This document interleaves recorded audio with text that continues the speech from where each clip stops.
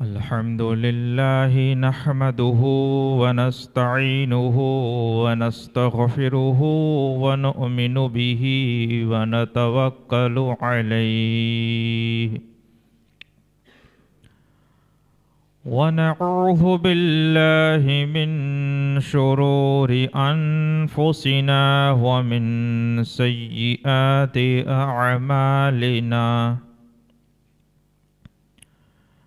من يهده الله فلا مضل له ومن يضلله فلا هادي له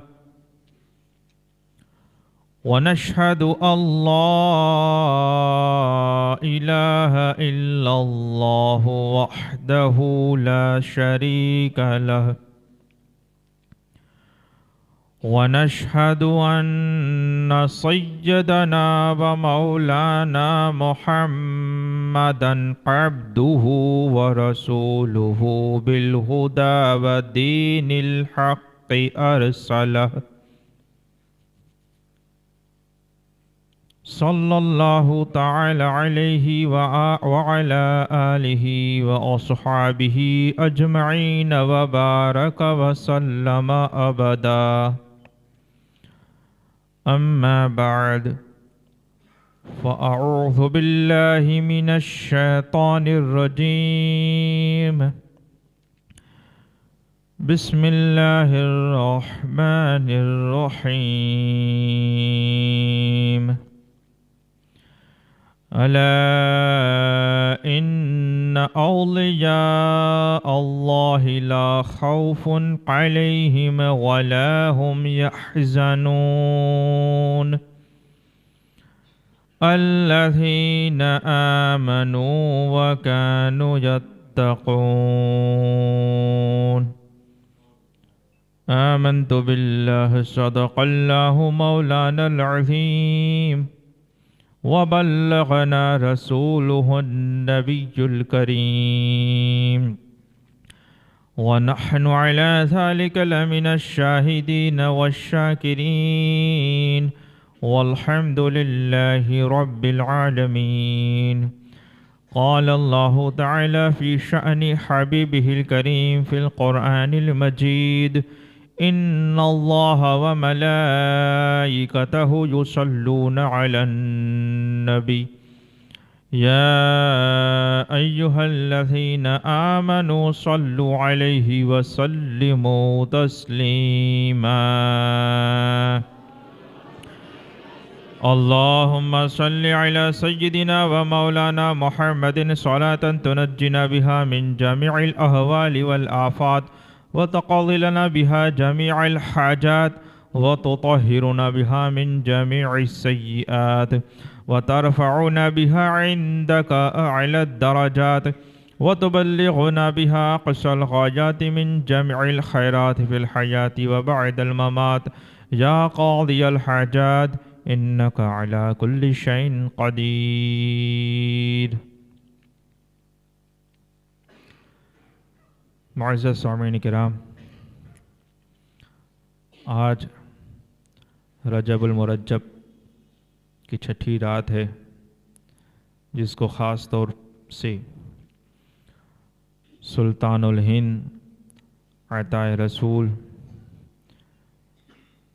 خواجہ معین الدین حسن سنجری چشتی اجمیری رضی اللہ تبارک و تعالی عنہ سے نسبت حاصل ہے۔ مسلسل 5 راتوں سے ہم آپ کی مبارک زندگی کے مختلف گوشوں کے متعلق واقعات سماعت کر رہے ہیں۔ اللہ تعالیٰ حضور غریب نواز کے فیض و برکات سے ہم سب کو مالا مال فرمائیں اور آپ کی پاکیزہ زندگی کو سن کر ہماری زندگیوں میں بھی ان کی برکات عطا فرمائیں۔ چونکہ بہت سارے واقعات ہیں، بہت ہی زیادہ، ابھی تو ہم بہت کچھ واقعات کو چھوڑتے ہوئے اور کٹ کرتے ہوئے یہاں تک پہنچے۔ کبھی آپ دہلی سے اجمیر کی طرف روانہ ہوئے، پھر اجمیر میں کیسے کیسے واقعات ہوئے، کیا کیا ہوا، اس کے بعد کیا ہوا، یہ بہت ہی لمبی گفتگو ہے۔ اگر صرف اتنا وقت روزانہ دیا جائے تو پورا رجب کا مہینہ نکل سکتا ہے۔ لیکن ابھی آج کی رات میں کچھ واقعات، ایک تو کل جہاں سے چھوڑا تھا وہیں سے کچھ باتیں پیش کر دیتا ہوں، اور کچھ واقعات جس سے ہمیں بہت کچھ سیکھنے کو ملتا ہے، اس امید پر کہ اللہ تعالیٰ مجھے اور آپ کو اخلاص کے ساتھ عمل کی توفیق عطا فرمائے۔ اب دیکھیں، کل ہم یہاں تک پہنچے تھے کہ آپ دہلی سے روانہ ہوئے، دہلی میں اپنے چہیتے خلیفہ حضرت خواجہ قطب الدین بختیار کاکی رضی اللہ تعالیٰ عنہ کو اپنا نائب اور خلیفہ مقرر کر کے مخلوق خدا کی ہدایت کے لیے روانہ ہوئے۔ وہاں سے پرتھوی راج چوہان اور اس کی پوری ٹیم ان کو روکنے کے لیے طرح طرح کے منصوبے بنانے لگی۔ بہت ساری چیزیں بیچ میں بھی ہوئی، لیکن سب تو میں اتنے مختصر وقت میں عرض نہیں کر پاؤں گا کہ بیچ میں کیا کیا ہوا۔ بہرحال ایسا ہوا کہ بیچ میں کئی سارے لوگ اپنا وہ سب لے کر، ایک پورا گروہ لے کر، جس کے پاس ہتھیار تھے، کہ یہ 40-50 اللہ والے ہیں، اس کو ہم ماریں گے، بھگا دیں گے یا تو شہید کر دیں گے۔ وہ جب آئیں، حضور غریب نواز نے ملاحظہ فرمایا، لوگوں نے بتایا کہ حضرت یہ لوگ ناپاک ارادہ لے کر آ رہے ہیں۔ غریب نواز نے فرمایا کوئی پریشانی کی بات نہیں۔ آپ آیت مبارکہ سنتے ہوں گے کہ الا ان اولیاء اللہ لا خوف علیہم ولا هم یحزنون، کہ خبردار اللہ کے جو دوست ہوتے ہیں، اللہ کے اولیاء ہوتے ہیں، ان کو نہ تو خوف ہوتا ہے نہ ہی غم ہوتا ہے۔ اور کون ہوتے ہیں کہ جو اللہ کے ولی ہوتے ہیں؟ الذین آمنوا وکانوا یتقون، کہ وہ پکے مومن بھی ہوتے ہیں اور اللہ سے ڈرنے والے ہوتے ہیں، یہ تقوی والے ہوتے ہیں۔ یعنی ان سے تقوی کا علم یہ ہوتا ہے کہ ان سے گناہ ہوتا ہی نہیں، یعنی کہ اللہ ان کو محفوظ فرما دیتا ہے، بچا لیتا ہے، حرام میں مبتلا نہیں ہوتے، فرائض کی پابندی ہوتی ہے اور بہت ساری چیزیں۔ یہ آپ کو بتانا اس لیے ضروری ہے کہ یہ ولیوں کے لیے جو آیا ہے، تو یہاں تک تو آیت پڑھی جاتی ہے کہ ان پر کوئی خوف یا غم نہیں ہوتا، لیکن پھر آگے فرماتا یہ کیسے لوگ ہوتے ہیں وہ نہیں بیان کیا جاتا، لہٰذا اس میں ڈپلیکیٹ لوگ اس میں گھس جاتے ہیں، ان کی کوشش کرتے ہیں ناکام۔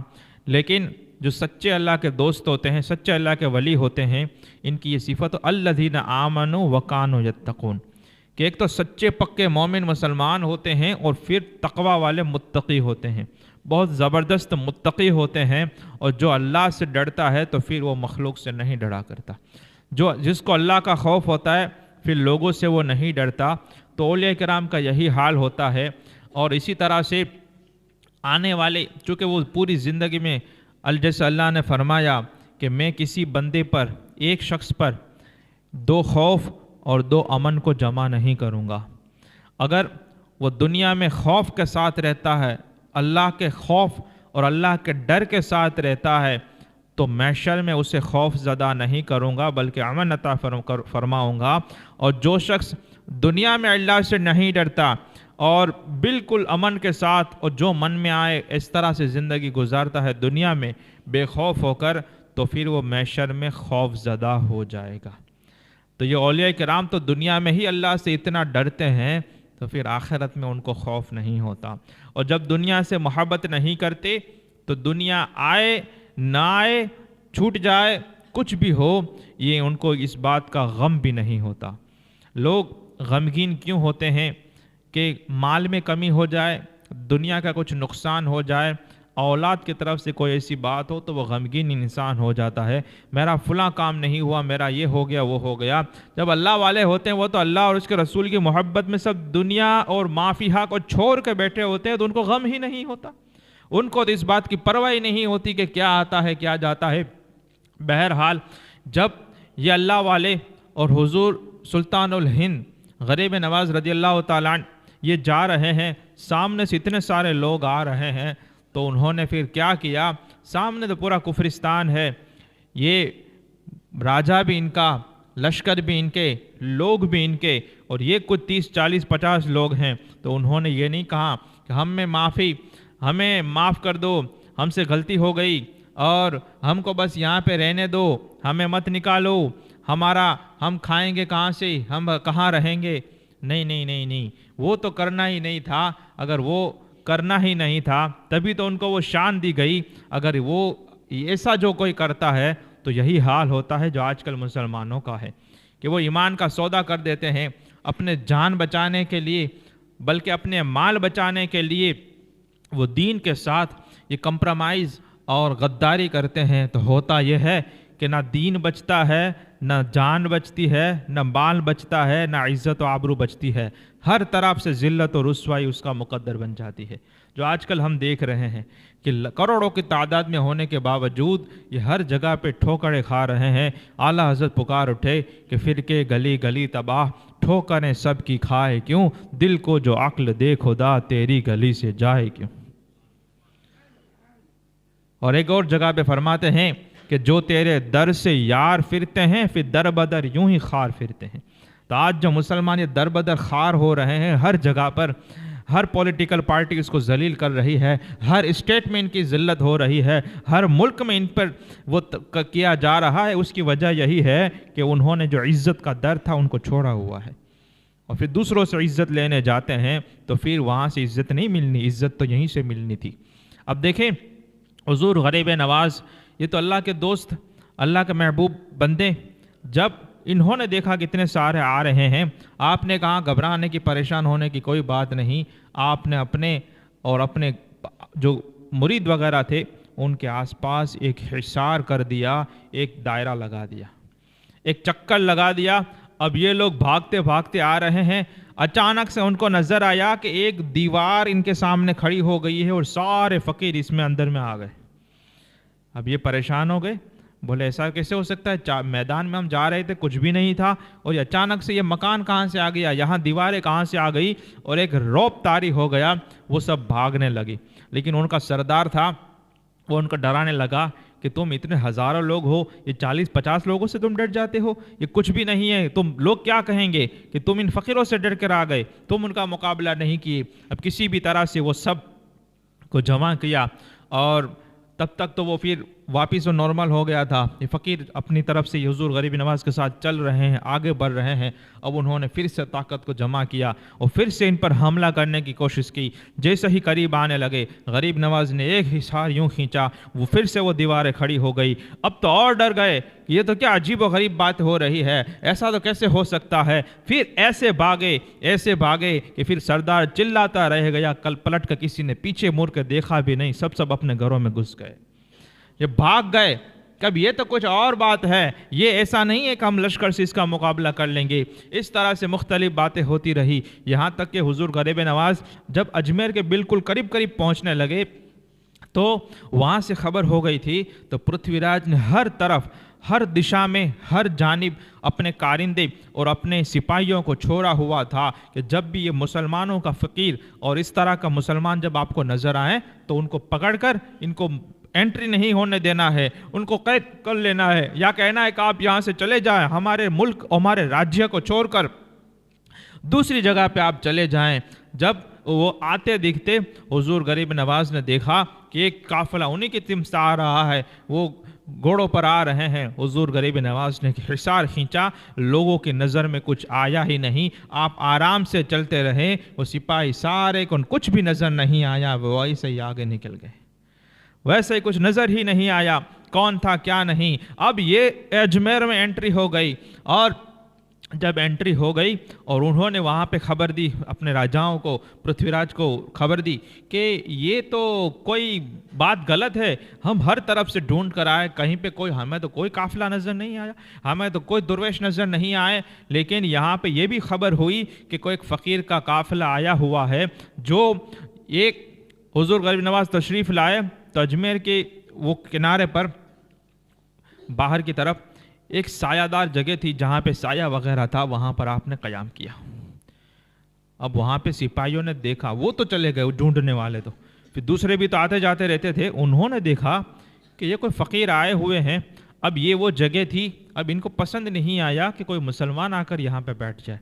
انہوں نے کہا کہ آپ یہاں پہ کیوں بیٹھے ہو, کس کی اجازت سے بیٹھے ہو؟ یہاں پہ ہمارے بادشاہ کے, ہمارے راجہ پرتھوی راج چوہان کے یہ اونٹ بیٹھتے ہیں, اور اس طرح سے تم کو اجازت, اتنا بہت بد اخلاقی سے پیش آئے. اور کہاں ابھی کبھی کھڑے ہو جاؤ ورنہ راجہ ناراض ہو جائے گا تو یہ کر دے گا وہ کر دے گا. اب حضور غریب نواز کو ان کا یہ باتیں پسند نہیں آئی. آپ کھڑے ہو گئے اور انہوں نے کہا ٹھیک ہے, اگر راجہ کا اونٹ کو بیٹھنا ہے تو پھر بھلے بیٹھے رہے, ہم چلتے. اب یہ چلے گئے. اب یہ آگے چلے گئے, انا ساگر کے قریب پہنچنے لگے. اب وہاں شام ہوئی تو یہ سب آئے اور اونٹنے کے بیٹھنے کی جگہ تھی, بیٹھے. اب ایسے بیٹھے کہ جیسے چپک گئے زمین سے. اب صبح ہوئی, اٹھنے کا نام کوئی نہیں لے رہا. اب یہ اٹھا کے تھک رہے ہیں, اب یہ اٹھ ہی نہیں رہے ہیں. اب یہ ہوا یہ عجیب و غریب واقعات زندگی میں کبھی نہیں ہوا.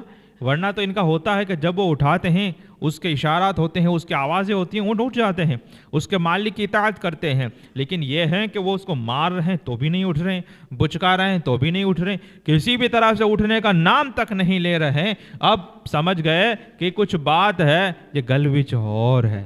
پھر وہ کہنے لگے کہ وہ فقیر کا ہی معاملہ لگتا ہے, ہم نے ان کے ساتھ بدتمیزی کی تھی. اب کچھ لوگ وہاں پہ پہنچے اور کہنے لگے مہاراج یہ کچھ آپ کرپا کریں, یہ کیا ہو گیا ہمارے ساتھ, ہم نے آپ کو تو اٹھایا, بہت بڑی غلطی ہو گئی, اب ہمارے اونٹ بیٹھ گئے, اب اٹھنے ہیں, اگر راجہ کو خبر ہوئی تو وہ سارا ہماری گردنیں اڑا دے گا, کہ یہ کیا ہو گیا. حضور غریب نواز نے کہا اچھا ایسی بات ہے, کوئی بات نہیں, اللہ کی بارگاہ سے اونٹ کا اٹھنے کا حکم ہو گیا ہے. بولا اچھا ہے. اب جہاں سے وہ دوڑتے دوڑتے اپنے یہ جو اونٹ بیٹھے ہوئے تھے وہاں تک پہنچے تو اونٹ اپنے آپ خود بخود اٹھ کے کھڑے ہو چکے تھے. اب یہ اس طرح کے کرامتوں کا ظہور ہو رہا ہے. پھر انا ساگر کے پاس بہت سارے بت خانے ان کے لگے ہوئے تھے, جہاں پر روز ہزاروں من, سینکڑوں من تیل اور گھی اور وہ سب آگ جلائی جاتی, پوجائیں کی جاتی. حضور غریب نواز نے وہیں پہ قیام فرمایا.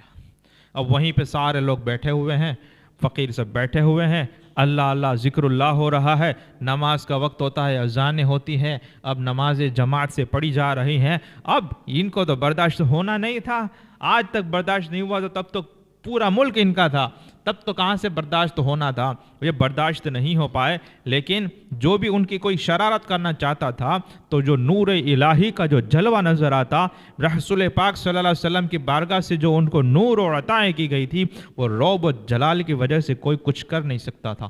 پھر کیا کیا, بولے ہم تو کچھ کر نہیں سکتے, یہ گورنمنٹ کے ذریعے کچھ کرواتے ہیں. وہ قانون لائے, ایسا نہیں ایسا ہے, وہ سب پرانی باتیں ہیں, یہ آج کل کی نئی باتیں نہیں ہیں کہ یہ آمنا سامنا نہیں ہوتا. ہمارے پاس میں دکان ہوتی ہے, ہمارا پڑوسی ہوتا ہے, ہم سے ہاتھ میں ہاتھ ملاتا ہے اور ساتھ میں لے کر تجارت ہوتی ہے, سب کچھ ہوتا ہے. ہمارے سامنے وہ دشمنی نہیں ہوتی, لیکن پیچھے جا کر حکومت سے کہا جاتا ہے کہ ان کا اس طرح سے کانٹا نکالو.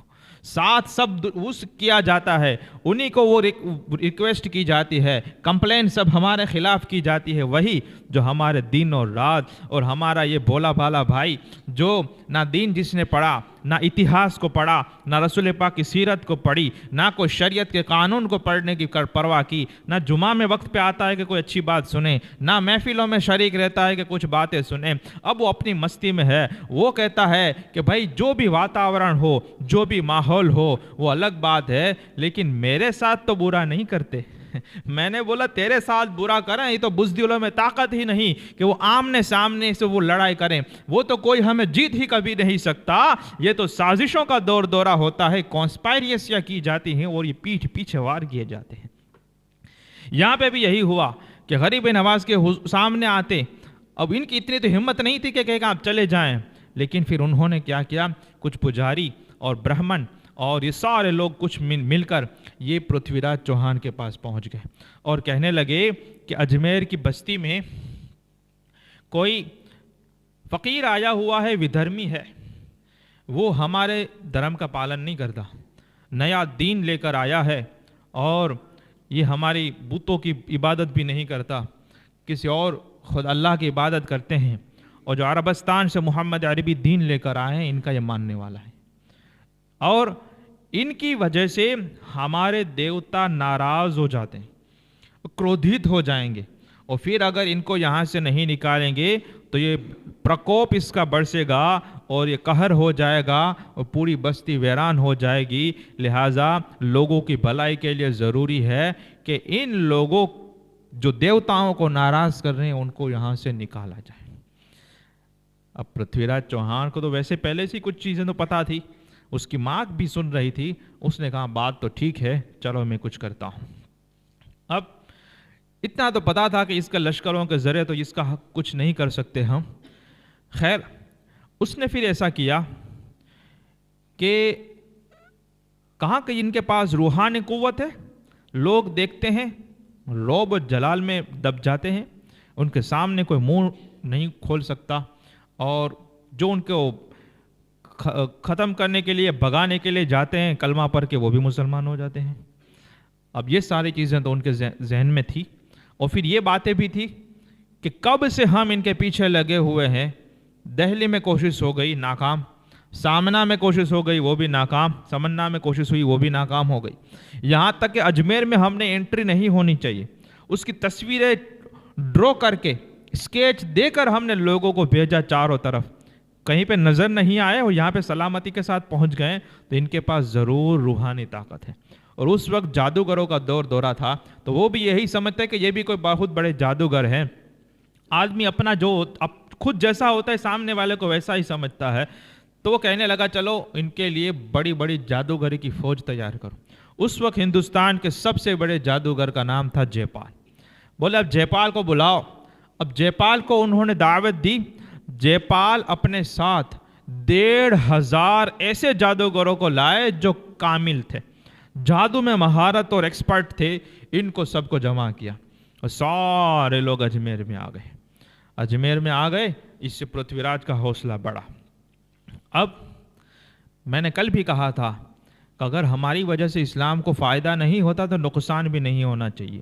اس میں ایک بات یہ بھی تھی کہ اگر تم مشرکوں کے سامنے سرنڈر ہو جاتے ہو تو اگرچہ وہ تمہاری تعریف کریں کہ ہی از اے گڈ مسلم، لیکن یہ اسلام کی ذلت ہے، اسلامی قوانین کو توڑ کے اسلام کو تم یہ تو نیچا دکھا رہے ہو۔ وہ سمجھتے ہیں اب یہاں پر یہ حال ہے کہ پورا ملک، اور ملک میں آپ کو یہ بتا دوں کہ اس میں موجودہ ابھی کا جو پاکستان ہے وہ بھی پورا آ جاتا ہے، بنگلہ دیش بھی پورا آ جاتا ہے، یہ ہر جگہ پر کہیں پہ مسلمانوں کی حکومت قائم نہیں ہوئی، وہ ملک کی بات ہو رہی ہے، کہیں پر کوئی کلمہ پڑھنے والے کا یہ کچھ ہے ہی نہیں وہاں پر، وہ انہی کی راج پاٹ چل رہا ہے، وہی رجواڑے ہیں، وہی لشکر ہیں، وہی بت پرستیاں ہیں، وہی کفر شرک کا دورہ ہے۔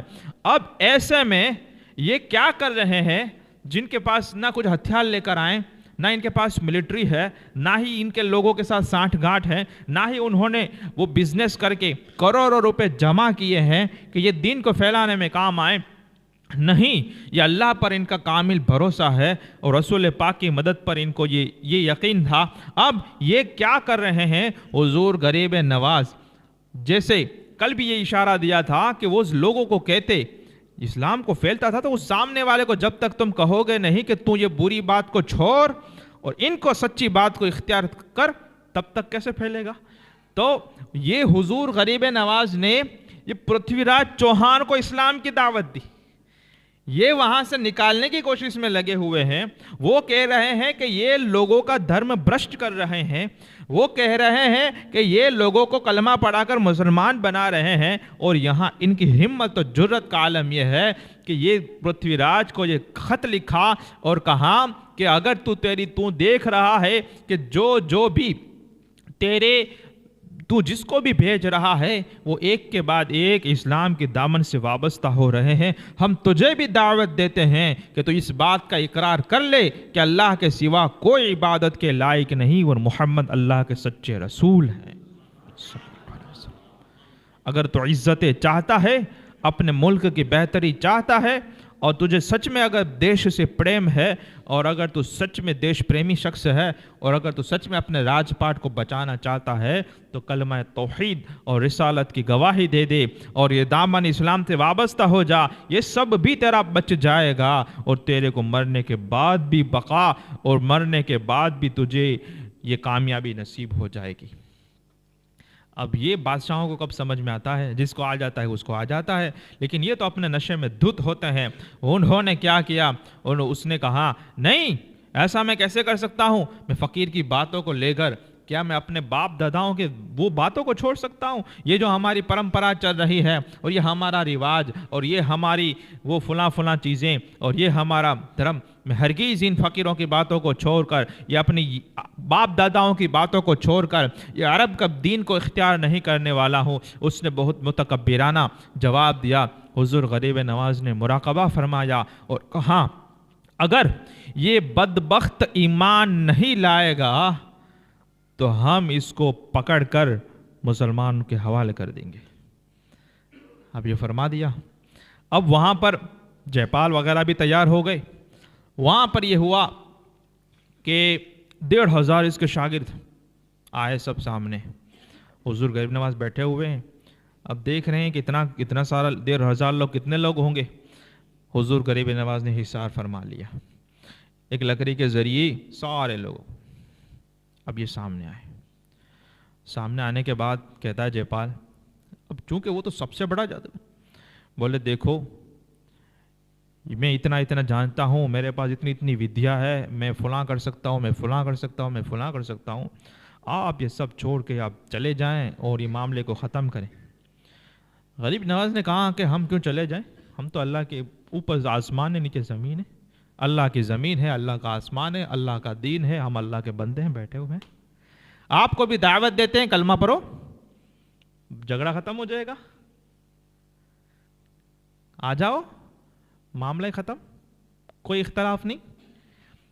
تو بولے اسے تو نہیں ہو سکتا، مقابلہ کرنا پڑے گا، ہم دیکھتے ہیں کہ آپ کیا کر سکتے ہو، ہم دیکھتے ہیں کہ کیا نہیں ہو سکتا، وغیرہ وغیرہ۔ آخرکار یہ ہوا کہ بات تو پھر ایسے تو بننی نہیں تھی نا، ایسی دھمکیوں سے ڈر جائے، وہ سچا مومن مسلمان ایسے دھمکیوں سے تھوڑی ڈرتا ہے، وہ تو دنیا دار ہوتا ہے کہ اسے پتہ چلتا ہے کہ اگر میں فلاں کام نہیں کروں گا تو میری دکان پہ کوئی آ جائے گا یا چیکنگ آ جائے گی تو اس کے لیے اپنا دین مذہب سب کو چھوڑ دیتا ہے۔ یہ مسلمان ہوتا ہے ذلیل ہونے والا کہ جس کو 2-4 پیسوں کے گراہک کے لیے اپنی نمازوں کو جانے دیتا ہے۔ یہ تو وہ ہوتا ہے جس کو ذلیل اور خوار ہونا ہوتا ہے، جو اپنی جماعتوں کو جانے دیتا ہے۔ یہ تو وہ ہوتا ہے کہ جو اپنی جمعہ تک میں وقت پہ نہیں پہنچ سکتا کہ وہ 2-5 پیسے کا کاروبار کر لوں۔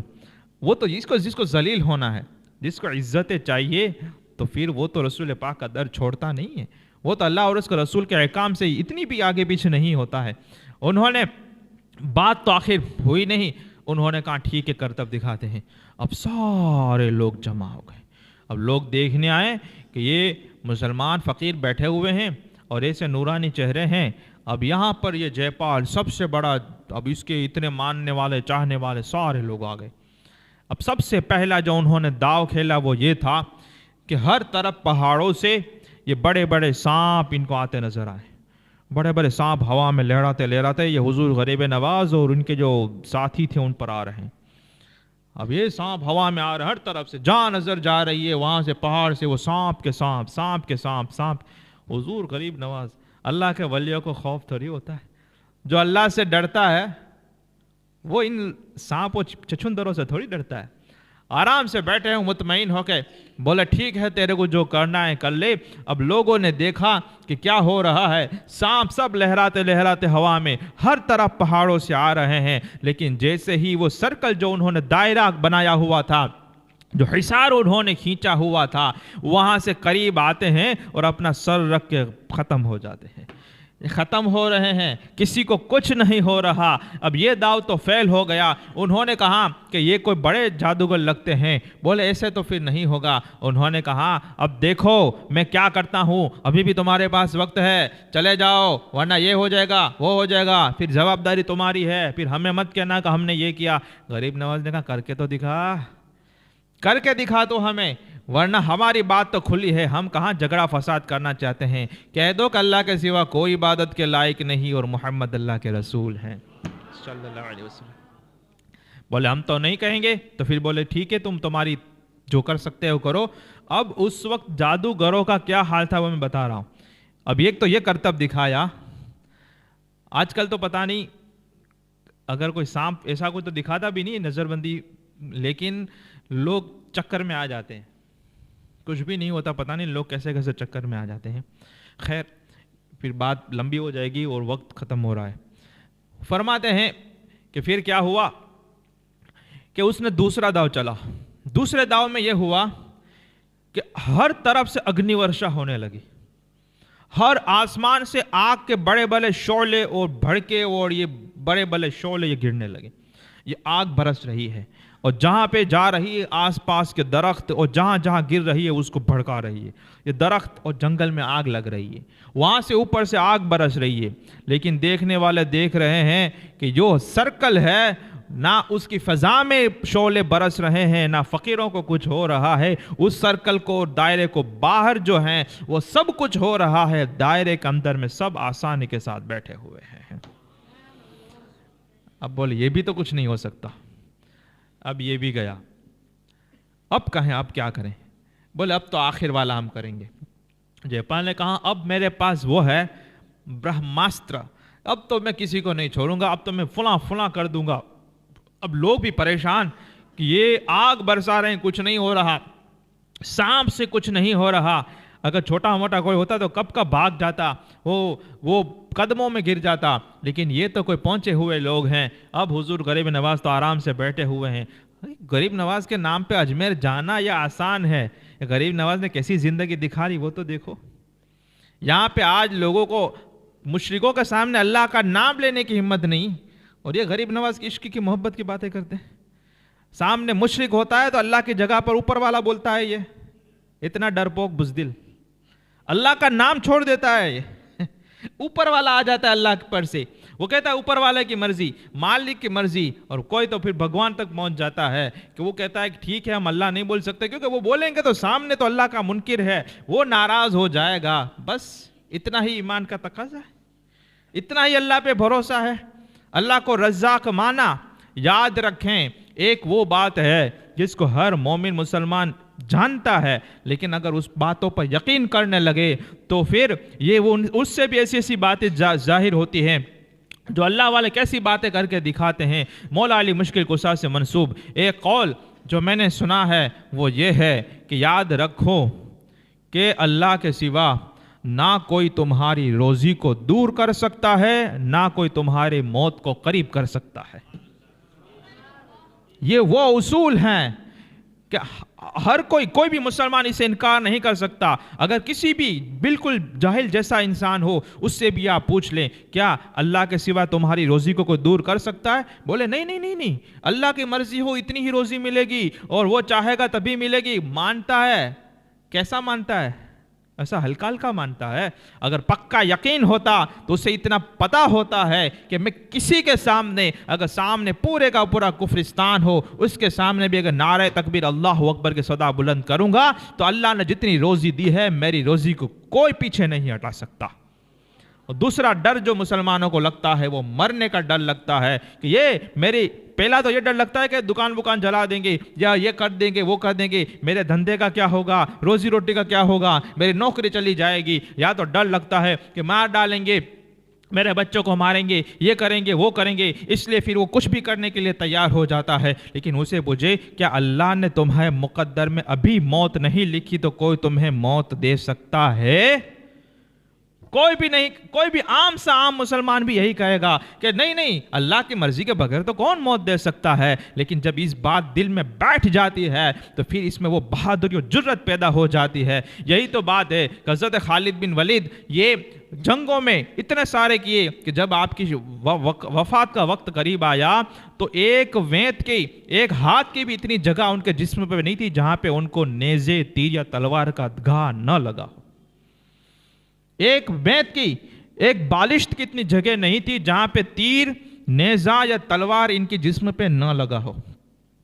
لیکن ان کو جب موت آ رہی تھی، وفات کا وقت قریب آیا تو یہ بستر پر تھے اور انہوں نے ایک شعر کہا تھا، کہا اے موت، یہ خالد تجھے بڑی بڑی جنگوں میں اور مارکے میں ڈھونڈتا رہا، تب تو مجھے کہیں نظر نہیں آئی، تب تو خالد کا تو نے سامنا نہیں کیا، میں تو تجھے موت کو کہاں کہاں ڈھونڈتا رہا، اور آج خالد بیماروں کے بستر پہ پڑا ہوا ہے تو آ گئی۔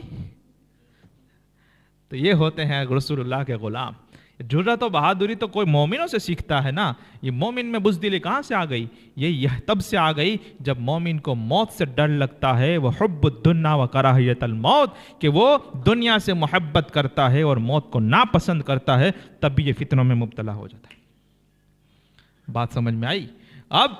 اب یہ انہوں نے آخر میں کیا کیا کہ ان کو پتا تھا کہ یہ ہمیں اگر موت نہیں لکھی تو ہمیں کوئی مار نہیں سکتا، موت ہی تو ہماری محافظ ہے، اور اگر موت لکھی ہے تو کون بچا پائے گا؟ کوئی نہیں بچا پائے گا۔ تو یہ دیکھو، نہ ہماری روزی کو کوئی دور کر سکتا ہے، نہ ہماری موت کو کوئی قریب کر سکتا ہے۔ تبھی ہم کہتے ہیں کہ جس سے جو اکھاڑنا ہے اکھاڑ لے۔ ہم تو یہی کہیں گے کہ انہیں جانا، انہیں مانا، نہ رکھا غیر سے کام، للہ الحمد میں دنیا سے مسلمان گیا۔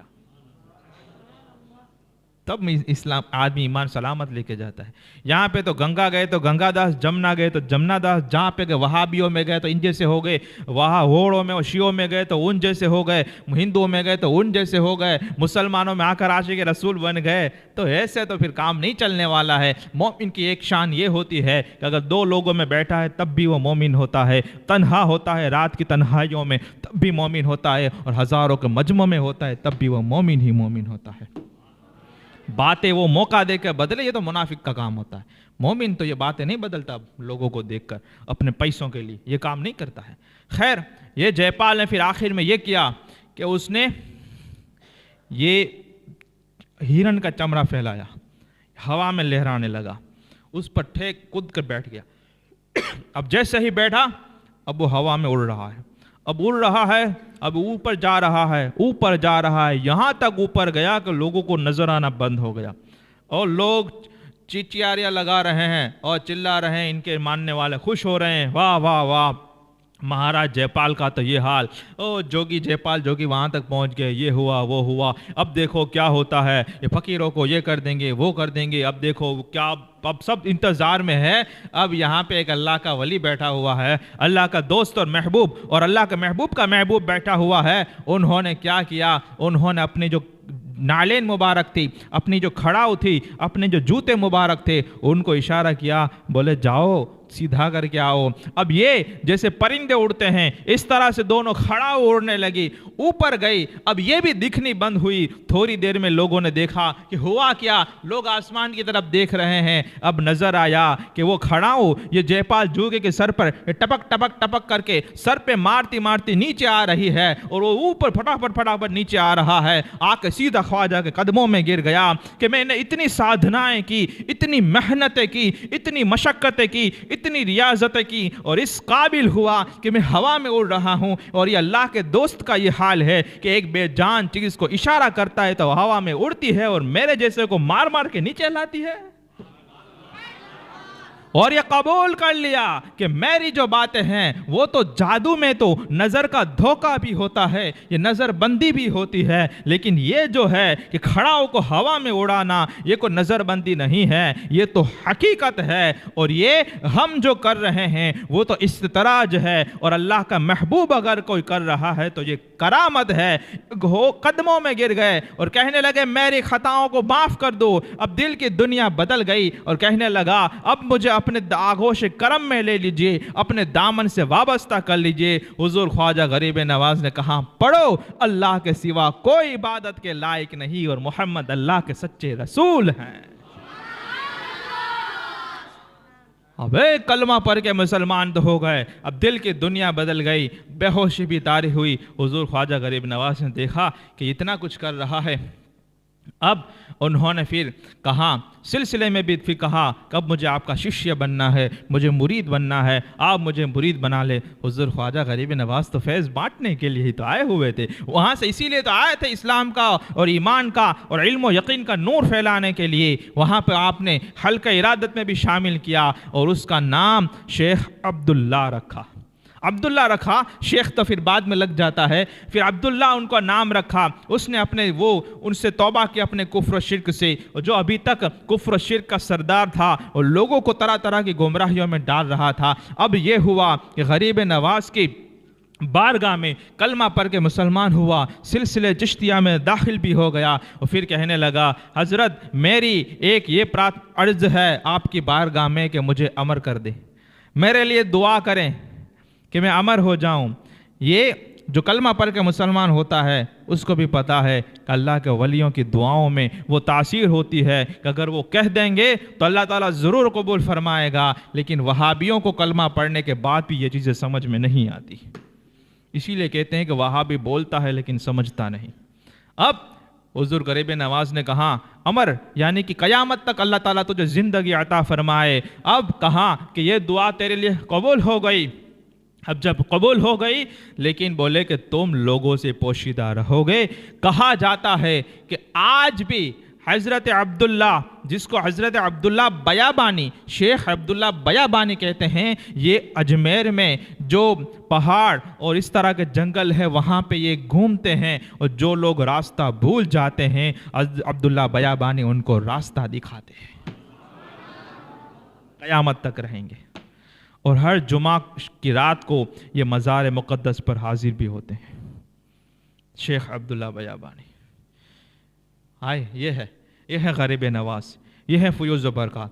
اسی طرح سے ایک اور مہنت کا گروہ آیا، وہاں پر رام دیو مہنت تھا، اس کا بھی پھر یہی ہوا۔ مختصر میں بات کو ختم کر دیتا ہوں کہ پھر وہ بھی کلمہ پڑھ کے مسلمان ہو گئے اور یہ ساری چیزیں ہو گئی۔ اور وہاں پہ شہاب الدین غوری، انہوں نے ترائن کی لڑائی لڑی تھی، یہ شکست ہوئی تھی، اور وہ کچھ جو اشارہ کل بات کی تو وہ میں تفصیل سے تو بات پھر نہیں کر سکتا مختصر وقت میں، تو وہ چلے گئے تھے غزنی کی طرف، اور انہوں نے فوج جمع کی تھی، 1,20,000 وہاں پہ جمع ہو گئے تھے۔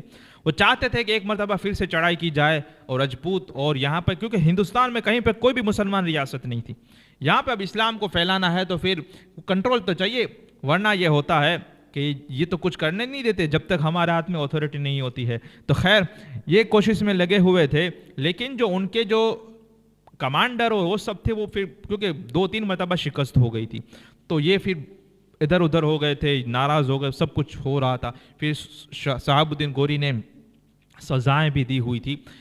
اچانک ایک مرتبہ ایسا ہوا کہ رات کو خواب میں ان کو کوئی نورانی چہرہ نظر آیا اور کہا، شہاب الدین تم ہندوستان کی طرف متوجہ دو، اور اجمیر میں اور دہلی میں جو کفر و شرک کی آندھیاں چل رہی ہیں تم اس طرف آؤ۔ اب وہ 2-3 مرتبہ تو چڑھائی کر چکے تھے، شکست ہو گئی تھی، لیکن جب وہ باتوں میں، وہ لہجے میں وہ تاثیر تھی، وہ چہرے میں وہ چمک تھی کہ انہوں کو حوصلہ بلند ہو گیا، اور انہوں نے کہا کہ ہر صورت ہمیں ہندوستان پہ چڑھائی کر، ہمیں وہاں پر جانا ہے، اور انہوں نے پھر وہ تیاریاں شروع کی۔ یہاں پر یہ ہوا کہ پرتھوی راج کے جو لوگ تھے وہ تو جو بھی آتے ایک کے بعد ایک، جیسے یہ مہنت رام دیو ہوئے، ان کو پھر شادی دیو نام رکھ دیا، پھر یہ جے پال آئے، وہ عبداللہ ہو گئے، اور اس طرح سے کئی سارے لوگ آتے حضور غریب نواز کو دیکھتے اور مسلمان ہو جاتے۔ لیکن اس کو تو پھر حکومت کا نشہ چڑھا ہوا تھا راجا کو، اس کی ماں نے بھی کہا کہ یہ وہ فقیر لگ رہا ہے، کیونکہ پھر اس میں یہ بھی ہوا تھا کہ اس نے اپنی شرارت پریشانیاں چالو رکھی۔ یہ مشرکوں کا ایک طریقہ یہ ہوتا ہے کہ ایک تو کہتے ہیں کہ تم چلے جاؤ، پھر ہم کہتے ہیں کہ ہم نہیں جائیں گے، تو پھر طرح طرح سے ستاتے ہیں، طرح طرح سے وہ سائیکولوجیکل پریشر بلٹ اپ ہوتا ہے ہر طرح سے، پھر آدمی کنٹال جاتا ہے، بور ہو جاتا ہے، ڈر جاتا ہے، پھر تھک ہار کے کہتا ہے چلو ہم یہاں سے چلے ہی جاتے ہیں۔ یہ سب پرانے طریقے ہیں اور یہ ہر دور میں رہے ہیں، اور ہر کوئی جس کو بھی ستا ملتی ہے وہ پھر وہ کمزوروں پر اسی طرح کوشش کرتا ہے۔ تو انہوں نے یہ بھی لگایا تھا کہ بولے آپ کو انا ساگر میں سے وہ پانی آپ کو نہیں پینا ہے۔ اب چونکہ وہی ساگر تھا وہیں سے پورے اجمیر والے پانی لے رہے تھے اور استعمال کر رہے تھے، تو وہ بولا آپ کو پانی لینا نہیں ہے، اور اس نے پہرا بٹھا دیا. جس طرح سے کچھ صدیوں پہلے امام حسین پہ پانی بند کیا گیا تھا، یہاں پر انا ساگر کا پانی بند کر دیا. اب جب انا ساگر میں پانی بند ہو گیا تو جو وہ مہنت رام دیو تھا جو پھر بعد میں ایمان لے آئے تھے، غریب نواز نے اس کو پھر، اب چونکہ یہ تو مرید بن گئے تھے، ان کے خود خدام میں آ گئے تھے، حضور غریب نواز نے ان کو لوٹا دیا اور کہا کہ آپ کسی بھی طرح سے جا کر انا ساگر کے پاس جائیں اور یہ پانی بھر کے لائیں.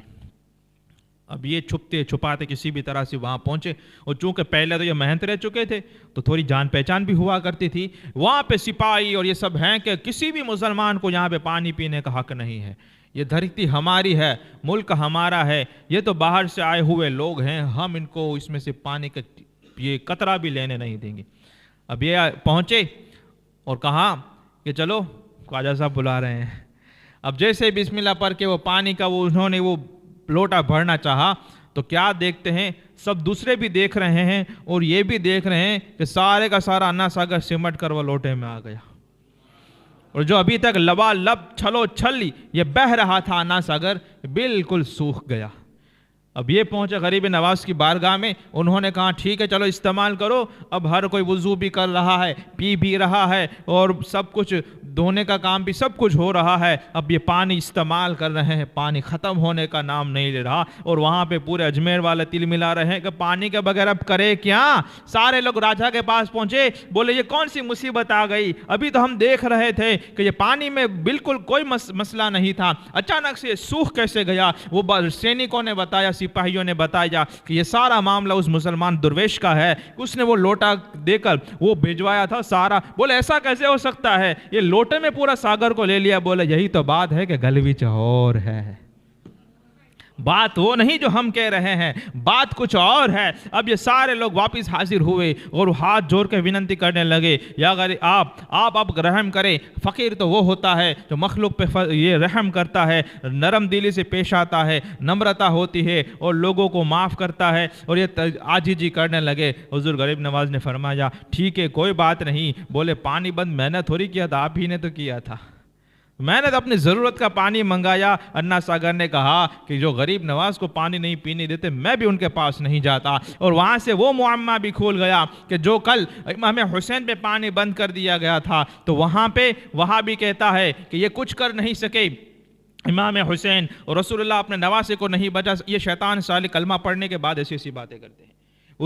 لیکن وہاں پہ تو کرامت دکھانی ہی نہیں تھی، وہاں پہ تو استقامت دکھانی تھی کہ وہاں پہ اگر کھانا پانی بھی بند ہو جائے تو تمہیں تمہاری باتوں سے پھرنا نہیں ہے، دنیا کو نہیں دیکھنا. امام حسین کو کرامت دکھانی ہی نہیں تھی، ان کا موضوع تو استقامت دکھانا تھا. تو وہ استقامت دکھا کے چلے گئے، اور ان کی پیڑیوں میں اور ان کی نسلوں میں آنے والا خواجہ معین الدین حسن، حضور خواجہ غریب نواز، صدیوں کے بعد وہ دکھاتا ہے کہ میرے نانا امام حسین پہ تم انگلی اٹھاتے ہو اور وہ بات کرتے ہو کہ وہ کچھ نہیں کر سکے. اب دیکھو یہاں پہ معین الدین کا حال یہ ہے کہ اگر وہ لوٹا بھیجے، خود تو جائے بھی نہیں، اپنے نئے بننے والے مسلمان سے کہے کہ پانی بھر کے لاؤ، تو پورے کا پورا انا ساگر کو لوٹے میں داخل کر لے. کیا وہ امام حسین اگر صرف یہ ارادے سے گورے کو کہتے، بھلے گورے کو تو کیا کہتے، اگر خود بھی اگر وہ ایڑی لگا دیتے تو وہاں سے وہ نہر جاری ہو جاتی.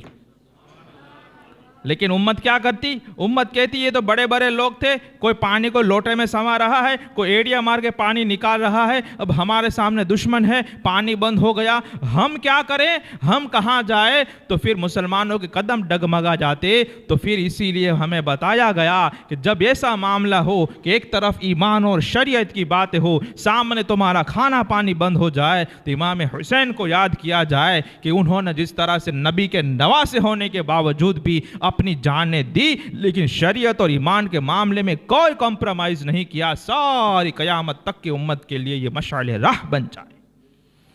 تو یہ حکمتیں ہوتی ہیں، کہیں پہ استقامت دکھائی جاتی ہے، کہیں پہ کرامت دکھائی جاتی ہے.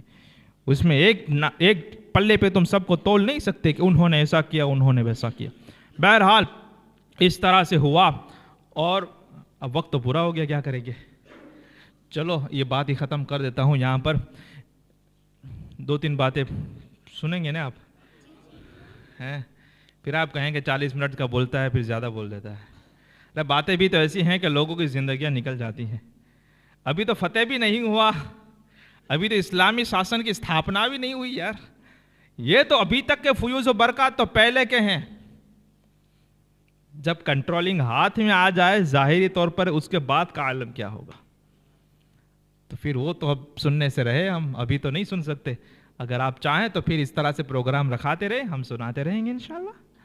خیر, یہاں پر شہاب الدین غوری نے چڑھائی کی, مختلف طور پر حملہ کیا اور ان کو سچ میں فتح ہو گئی.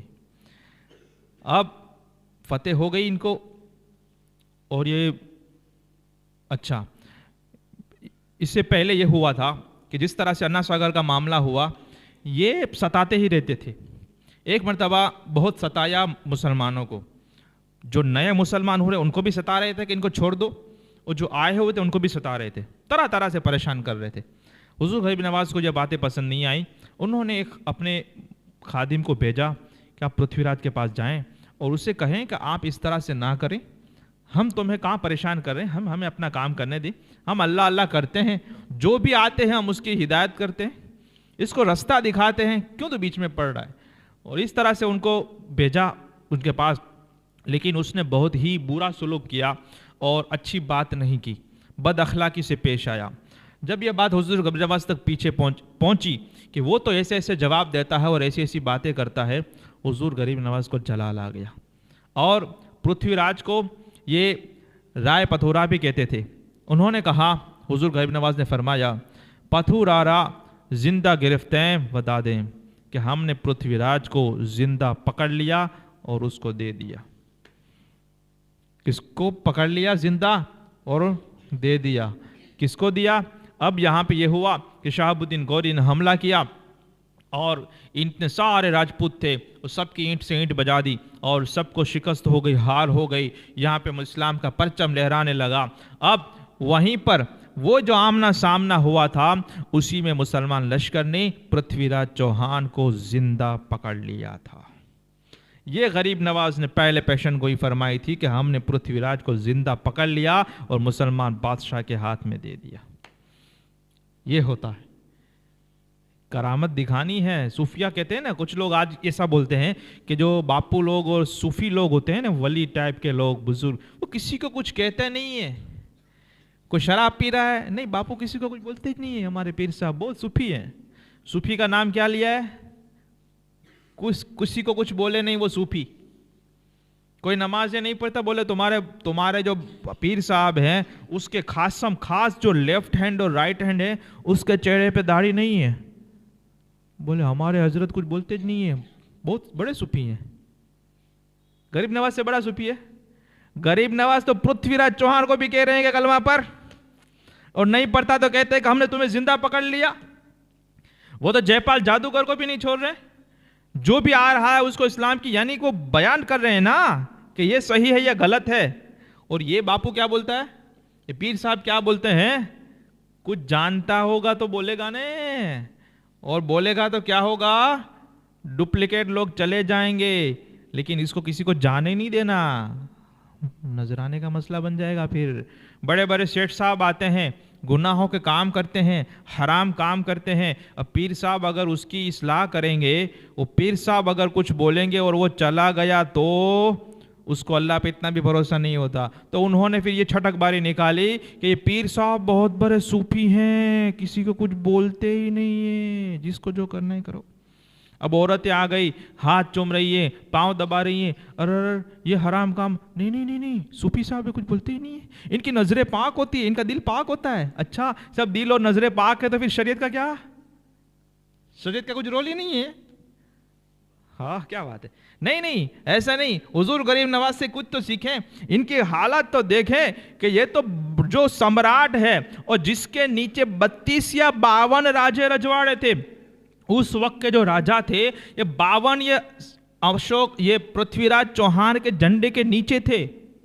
حضور غریب نواز اس کو کہہ رہے ہیں کہ یہ گواہی دے کہ اللہ کے سوا کوئی عبادت کے لائق نہیں, وہ اکیلا ہے, اس کا کوئی شریک نہیں. اور اس بات کی گواہی دے کہ حضرت محمد صلی اللہ علیہ وسلم اللہ کے سچے بندے اور اس کے رسول ہیں. اور اپنے کفر و شرک سے توبہ کر، اور یہاں پیر صاحب حرام سے توبہ کا نہیں بول رہے. بات سمجھ گئے نا کہ یہ کیا صحیح ہے کیا غلط ہے. اسی لیے ہم نے پہلے خطبے میں کہا تھا، جو پہلی شروع میں ہی ہم نے اعلیٰ حضرت کا ایک شعر پڑھا تھا کہ تیرے غلاموں کا قدم ہے راہ خدا، وہ کیا بہک سکے جو یہ سراغ لے کے چلے. غریب نواز کی زندگی کا سراغ لے کر، یا کسی بھی اللہ کے محبوب یا رسول پاک کے درگاہ کا مقبول بندے کا سراغ لے کر تم چلو گے تو پھر تمہیں کوئی ادھر ادھر کی باتیں کر کے گمراہ نہیں کر سکے گا. یہ حضور غریب نواز سے بڑا صوفی کہ جس صوفی کا یہ حال ہے، ان کا تصوف کا یہ حال ہے کہ 2 چادر اوڑی ہوئی ہے، 7 دن کا روزہ رکھتے ہیں، اور اس کے بعد 2-2.5 تولہ روٹی پانی میں بھگو کے کھا جاتا ہے. اتنے بڑے صوفی ہیں، اور یہ تو 10 مرتبہ کھا رہا ہے. حرام آیا حلال آیا جو بھی آیا، اس کو تو دال چاول دو تو یہ پھینک دیتا ہے. ایسے لوگ بھی ہیں. ایسے پیر صاحب اور ایسے مولانا صاحب آتے ہیں، بڑی بڑی بات کرتے ہیں اچھی، لیکن ان کے سامنے دال چاول آئے تو یوں پھینک دیتا. یہ عام مسلمان بھی کہتا ہے کہ اناج کو گرانا نہیں چاہیے، کھانے کی چیزوں کو، لیکن یہ گھا کر دیتے ہیں. ان کو میوہ چاہیے، کاجو، بادام، پستہ، انجیر، اور پھر طرح طرح کی بریانی، اس میں بھی اچھا گوشت چاہیے، وہ سب کچھ چاہیے، اتنا لمبا بڑا وظیفہ چاہیے. اور پھر کہتے ہیں پیر صاحب ہیں، یہ صوفی ہے تھوڑی ہے، یہ تو شیطان ہے. اور پھر جب بات آتی ہے امر و نہی کی، سچی بات کا حکم دینا، بری بات سے روکنے کی بات آتی ہے، ہم کہتے تمہارے پیر صاحب اتنے بڑے ہیں، لوگوں کے مرید کا انہوں نے کہاں تک پہنچایا؟ مسجد تک تو نہیں پہنچایا، تو کہاں تک پہنچایا؟ پھر نہ چہرے پہ سنت نظر آ رہی ہے، نہ فرض کی پابندی ہے، نہ علم کی رونق نظر آ رہی ہے، کچھ بھی نہیں. بولے وہ تو صوفی ہے، کسی کو کچھ بولتے ہی نہیں. تو پھر ایسے تو دین پھیلتا ہی نہیں. اگر رسول پاک کچھ کسی کو بولتے ہی نہیں تو کون کلمہ پڑھتا؟ اس میں تو بڑے بڑے جنگی ہو گئی کہ انہوں نے جب کہا کہ کلمہ پڑھو تبھی تو لڑائی ہوئی، تبھی تو بدر حنین اور احد ہوا. غریب نواز اگر کسی کو کچھ بولتے ہی نہیں، سامنے بت ہے، کرو سجدہ، پہنا وہ ہار، تو جھگڑا ہی نہیں تھا. جھگڑا اسی بات پہ تو ہوا کہ یہ چیز کفر و شرک ہے، نہیں ہوگی، اور پڑھو لا الہ الا اللہ محمد رسول اللہ. لڑائیاں اسی سے تو ہوئی تھی. لیکن یہ بات ہے کہ جو سمجھ میں آ جائے تو اچھی بات ہے، ورنہ تو پھر لوگوں کو لوٹنے والے موجود ہیں کہ جس کو صرف نذرانوں سے اور پیسوں سے مطلب ہوتا ہے، ان کو فرق نہیں پڑتا کہ آپ جہنم میں جاتے ہیں کہ کون سے گڑھوں میں جاتے ہیں.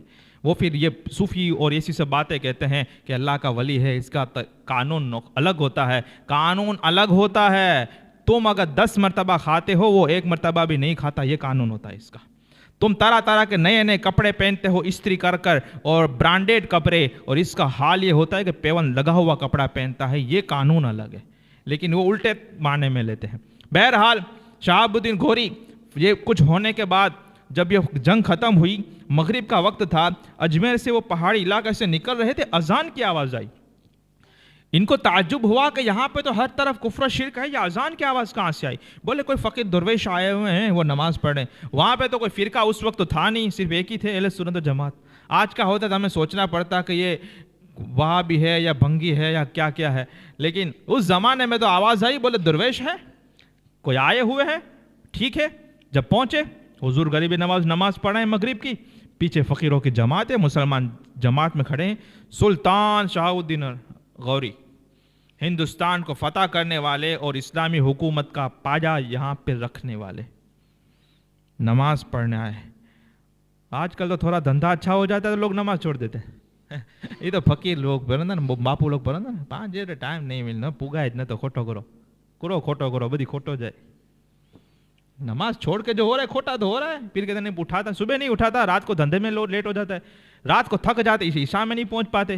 جمعہ میں لیٹ کیوں آتے ہیں؟ بولے دھندے کی وجہ سے. ارے 2-4 پیسے آ جاتے ہیں. یہاں پہ پوری سلطنت ہے. یہ حضور غریب نواز کے پیچھے ہاتھ باندھ کے کھڑے ہو گئے. نماز پوری ہوئی، السلام علیکم ورحمۃ اللہ، سلام پھیرا. پھر سلام پھیرنے کے بعد شہاب الدین گھوری نے دیکھا کہ یہاں پہ کفرستان میں یہ کون اللہ کا دوست اور فقیر درویش ہے کہ جو یہاں پہ اسلام کو قائم کر رہا ہے اور اپنے روحانی فیوز و برکات بکھیر رہا ہے. اذان کی صدائیں یہ پہاڑوں میں گونج رہی ہیں. انہوں نے سلام پھیرنے کے بعد اس نے امام صاحب کی طرف دیکھا تو دیکھ کے حیران رہ گیا اور فوراً دوڑتے ہوئے قدموں میں آیا. بولے یہ تو وہی نورانی چہرہ ہے جو مجھے خواب میں بشارت دے کے گئے تھے. میں 2-3 مرتبہ یہ چڑھائی کرنے کے بعد کامیاب نہیں ہوا. میں نے سوچ رہا تھا کہ میں تو لڑائی کر رہا ہوں لیکن یہ پورے سارے اتنے سارے راجپوت 3 لاکھ راجپوت اس کے سامنے اس آخری لڑائی میں آ گئے تھے, میں جیت نہیں سکتا. یہی تو نورانی چہرے کی برکت ہے جو گویا کہ یہ کہہ رہی تھی کہ تو ابھی تک چڑھائی کر کے ناکام ہو رہا تھا, اس بار چڑھائی کرنا تیرا کام ہوگا, جتانا ہمارا کام ہوگا. یہ ہوا. خیر اس طرح سے یہاں پہ پھر یہ پرتھوی راج کا تو پھر کام ختم ہو گیا, اور پھر سلطان شہاب الدین غوری نے پھر یہاں پہ اسلامی حکومت قائم فرمائی, اور اسی طرح سے حضور غریب نواز, اور یہ بہت سارے کام آپ سمجھ سکتے ہیں. ابھی تو فتح ہوا ہے, اس کے بعد تو پھر کیا کیا ہوتا ہوگا. خیر آخر میں اب پوری بات, ویسے بابا فرید کا بھی ایک واقعہ سنانا تھا لیکن اب بات کو یہیں پہ چھوڑ رہا ہوں. آخر میں یہ ہوا کہ 6 رجب المرجب کو ہجری 633 میں حضور خواجہ غریب نواز عشاء کی نماز پڑھ کے, دیکھو نماز کہیں پہ بھی نہیں چھوٹ رہی, اور یہاں پہ بابا نماز کے لیے جاتے ہی نہیں ہیں, سمجھ رہے ہو نا, جہاں نماز کے تشریف ہی نہیں لے جاتے. بولے بابا یہ مغرب کا وقت ہو گیا, بولے بابا تو مکہ میں نماز پڑھتے ہیں. سبحان اللہ. عشاء کا وقت ہو گیا, بولے حضرت یہ حضرت ابھی نماز ہو گئی, 8 بجے وقت شروع ہوتا ہے, 9 بجے 10 بجے ساری پورے شہر والوں نے نماز پڑھ لی, گنہگاروں نے نماز پڑھ لی, تمہارے پیر صاحب. بولے نہیں, وہ آج رات مدینہ منورہ میں نماز پڑھے, مسجد نبی میں. سبحان اللہ. اور 10 کلومیٹر جانا ہو تو اس کے لیے گاڑی رکھی ہوگی, اور مکہ مدینہ بغداد میں جانا ہے تو ایسے ہی چلے جاتے ہیں. دیکھ رہے ہو نا کرامت, یہ فراڈ ہے, دھوکہ ہے, یہ اس طرح سے تو نہیں ہوتا کام. بہرحال یہ عشاء کی نماز پڑھنے کے بعد آپ اپنے حجرے میں تشریف لے گئے حضرت غریب نواز, اور پھر اپنے خادموں کو حکم دیا کہ کسی کو کھولنا نہیں ہے دروازہ,